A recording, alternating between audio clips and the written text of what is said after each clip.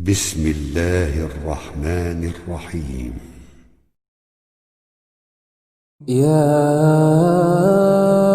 أيها المزمل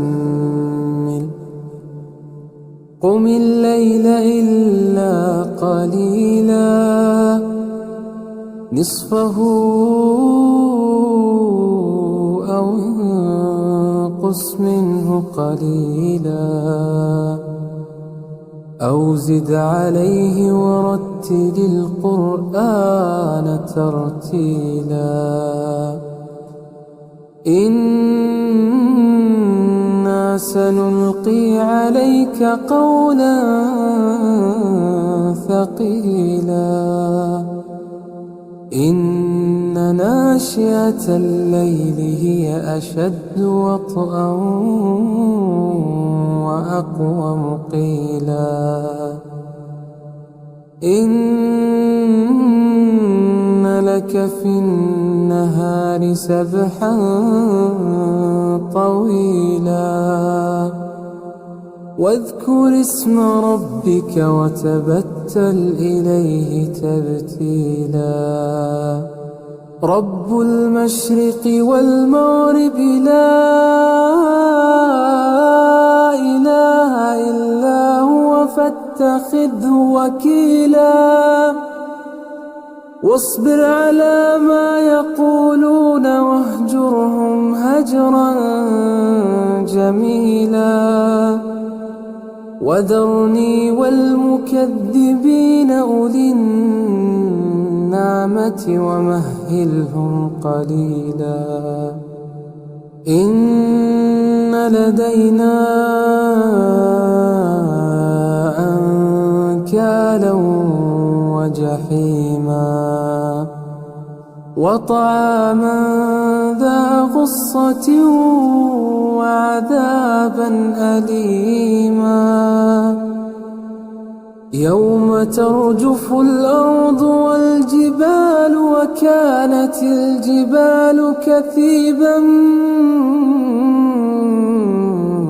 مهيلا إنا أرسلنا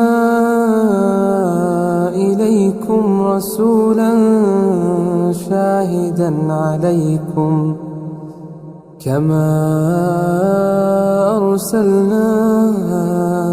إلى فرعون رسولا فعصى فرعون الرسول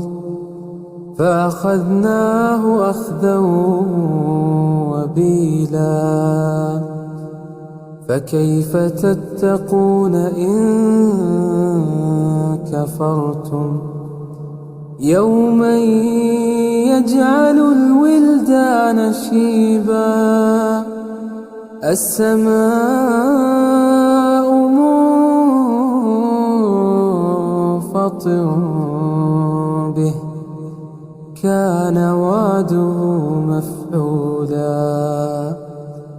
إن هذه تذكرة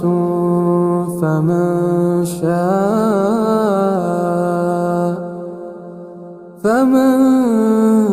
شاء اتخذ إلى ربه سبيلا إن ربك يعلم أنك تقوم أدنى من ثلثي الليل ونصفه وثلثه وطائفة